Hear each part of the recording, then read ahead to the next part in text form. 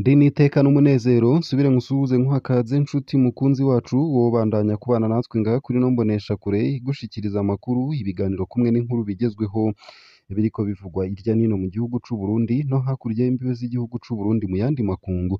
Ndaguhaye ikaze, ndaguhaye mwiriwe cange mwaramutse bivanye n'aho udukurikira uherereye kuri uwu munsi wa kane igenekerezo rya 21 ntwarante 2024. Ico utegerezwa gusa ni ugufyonda sabone canke subscribe nawe utarafyondako hama ukabandanya urashikirwa n'amakuru, ibiganiro kumwe n'inkuru tubandanya gushikiriza bivugwa irya nino mu gihugu c'Uburundi no hakurya y'imbibe z'igihugu c'Uburundi mu yandi makungu. Ijambo Perezida Ndayishimiye aherutse kuvuga ku bijanye n'akabare ryanyibukije igikorwa yahoze akorera mu bubare mu gihe c'ibiganiro vy'ikiroberi ca CNDD-FDD na leta y'ico gihe. Hari benshi batazi ko akabare hari ibiro bihambaye vy'iperereza, nk'uko nigeze kubemerera ko nzobigisha bumwe mu buhinga iperereza rikoresha. Reka uno munsi tuvuge ivy'iperereza rikorera mu bubare. Ndayishimiye mu biganiro umuhinga wo kunywa inzoga ijoro ryose ntaborerwe. Ntawe uzi ko hari ubuhinga yize nuko hari impano yavukanye. Evariste Ndayishimiye azwi nk'umuntu ashobora kunywa inzoga ijoro ryose bukarinda buca avuga kandi adataye ubwenge. Mu gihe c'ibiganiro vya leta na CNDD-FDD, Evariste Ndayishimiye yakoresheje rwose ubwo buhinga mu kwabura amakuru mu ntumwa za leta. Kimwe mu bintu abanyamahanga batangarira iyo hageze ibiganiro hagati y'abarundi bashamiranye n'ingene hageze umugoroba bose bahurira hamwe mu bubare bumwe bagasangira icupa bakayaga nk'abagenzi, ariko bukeye bageze mu kibanza c'inama bagasubira gushamirana nk'abansi. Mu bindi bihugu ivyo ntibibaho, abansi ntaco basangira, mbere no kuramukanya biragorana ko bakorana mu minwe batarashira umukono ku masezerano y'amahoro. Abarundi bo barahura bakagwana mu nda bagatwenga bakanahana n'ubutumwa bashira imiryango kandi bakiriko baragwana. Mu gihe c'ibiganiro Evariste Ndayishimiye yaricarana cane n'intumwa za leta bagasangira icupa, akabatera inkuru bikomeye. Ijoro rikuze uko amasaha yaza ariterera niko abantu baza baragabanuka baja kuryama. Kubera we ataruha yaguma ngaho agasigarana n'abanyuma. Bamwe muri abo bamaze kuborerwa nibo baheza bakamubwira ivyo abagize delegation ya leta batumvikanako. Imikenyuro bafise abategetsi bo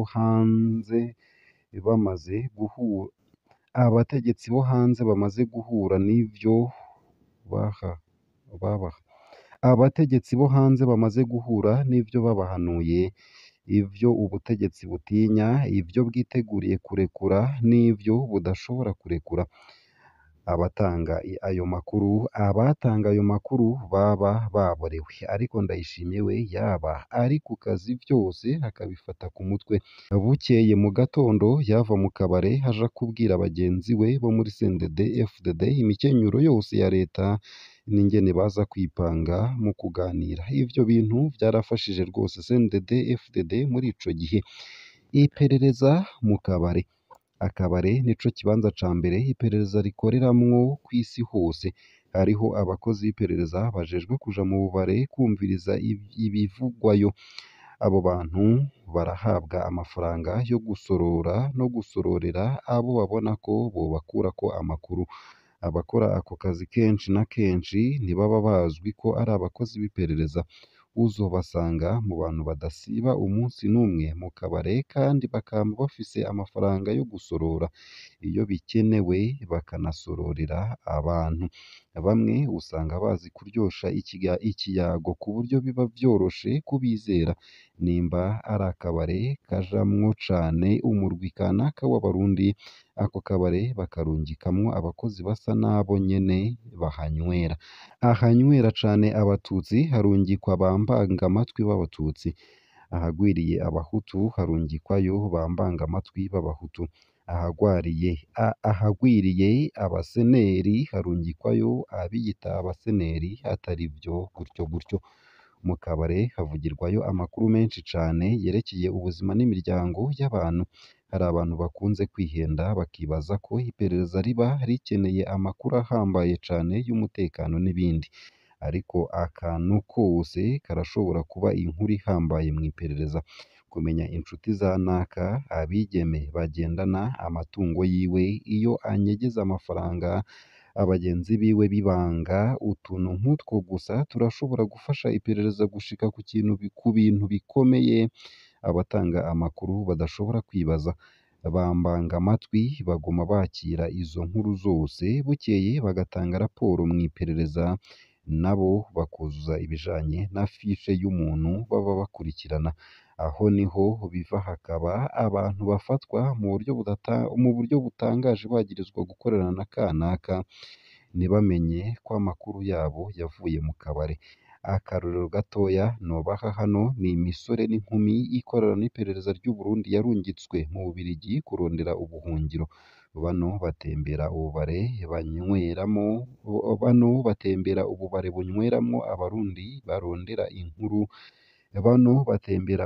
bunyweramwo abarundi barondera inkuru zose zerekeye abantu ubutegetsi bwa Ndayishimiye burondera. Ikintu cose izo nderetsi zironse cerekeye abo bantu baracandika bakagitangako raporo. Imitego yo mu kabare. Akabare karakoreshwa cane iyo hari umuntu iperereza rishaka gufata canke kugandagura. Iyo umuntu azwi neza akabare akunda kugendera n'amasaha akunda gutahirako, iperereza riroroherwa hageze kumutega umutego.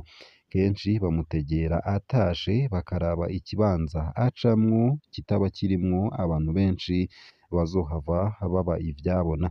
Iyo ari umuntu adakunda kuba mu kabare, hari aho bamuteza umuntu amurondera cane, akitwa ko afise ijambo rikomeye ashaka ko bavugana, maze akamusaba aho bahurira mu kabare mu ntumbero yo gufasha iperereza ingene riza kumufata bavanye, canke bagafatirwa hamwe batashe, mu nyuma umwe akarekurwa uwundi akaburwa irengero. Akarorero nobaha hano ni inyuruzwa rya Eustache Miburo ku murwa mukuru wa Muyinga muri Gitugutu 2021. Eustache yahamagawe n'icegera c'umukuru wa CNDD-FDD mu ntara ya Muyinga, uwitwa Cyprien Havyarimana, ntawuzi ico bavugana. Baragenda basangira icupa mu kabare bita kwa Tatagara, hanyuma inyuma y'isaha 2 z'ijoro Eustache arasezera arataha. Eustache ageze ahantu ku ruzitiro rurerure rw'ikigo c'ababikira yaciye anyuruzwa n'imbonerakure za Shabani nimubona, harimwo n'abakorana na ca cegera c'umukuru wa CNDD-FDD mu ntara. Akabare k'uwo munsi wari umutego. Hari uwundi yakoreshejwe kenshi mu bintu bimeze gutyo. Umupolisi Hasani nimubona batazi Lolovu yagiye gusangira inzoga mu kirabo mu Kanyosha n'abanywanyi ba FNL bitwa Theogene Nsengiyumva, Ferdinand Mutareteka na Jean Berekimasi Ntakarutimana muri Munyonyo 2018. Abakozi b'iperereza babasanze muri ako kabare barabafata bose, ariko bukeye Hassan nimubona yari yidegembya mu gihe abo bandi batarasubira kuboneka. Akabare kabaye umutego Hassan yakoresheje kugira abafatishe. Mu bo iperereza rikoresha mu bubare harimwo abasanzwe babukoramwo, abadandaza, abaseriveri, abotsa inyama, abanyezamu, abapolisi. Mu bihugu bikomeye hoho abo bantu barahabwa utwuma dukomeye two gufata amajwi, bashobora gushira munsi y'imeza abantu baba bariko barakoresha muri Cedrien n'ahandi. Mu gihe ca none ubuhinga bwarateye imbere rwose ku bijanye no gufata amajwi ku bantu bicaye ahantu kanaka. Abo bakozi bashobora no gukoreshwa mu bijanye no gutanga ishano. Akarorero twotanga hano ni nk'ingene urupfu rw'umushikiranganji Simoni Nyandwi rwagenze muri Ntwarante 2005.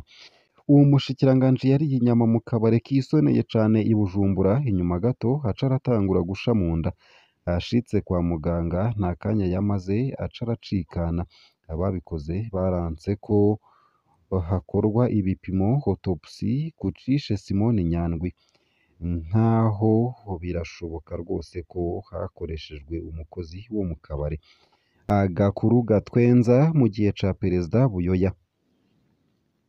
Mu gihe c'ubutegetsi bwa Perezida Buyoya hari abantu bari baramenye kubona abakozi b'iperereza ico gihe baryita Sûreté Nationale. Abampaye iyi nkuru bambwiye ivyigeze gushika mu Nyakabiga.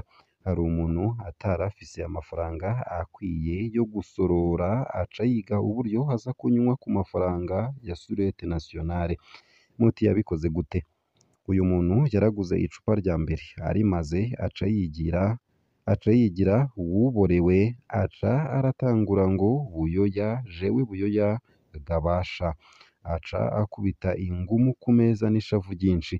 Bamwe bo muri Sûreté Nationale bakamwegera bakamugurira icupa, arimaze asubira kwa kundi aridoga arashavuza ngo Buyoya Buyoya Buyoya n'ibindi.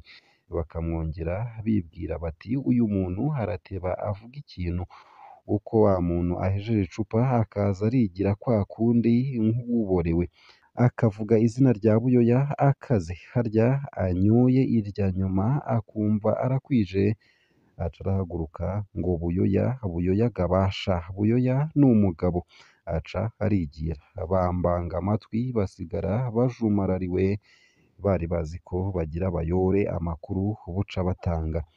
Kubera iki abarongoye iperereza bashize imitahe mu bubare? Naho Perezida Ndayishimiye avuga ngo akabare ni ikibanza co gutera inkuru no gutwenga gusa, izo nkuru murazitera mwiyubara. Burya avuga ivyazi, muri izo nkuru yahakuye amabanga menshi cane. Muzohore mwibaza impamvu ikintu ca mbere General Adolphe Nshimirimana yakoze kwabaye ugushinga ububare iwabo w'abantu, iwabo w'abasigaye kuri 144 mu Kabondo ndetse n'ahandi. Bumwe muri ubwo bubare bwahavuye bunamera nk'ibiro vy'iperereza. Muzokwibaza kandi impamvu benshi mu bajenerali ba CNDD-FDD bafise ububare, na cane cane iyo bari mu bisata birondera amakuru. Mu myaka iheze hakiri intwaro z'abasoda ba kera, intwazangabo zarakurikiranwa cane mu bubare zagenewe, ibisongerezi bigahabwa ububare vyabwo, abasoda bato bato bakagira ububare bwabo, gutyo bikoroha kubacunga no kumenya ivyo biyumvira.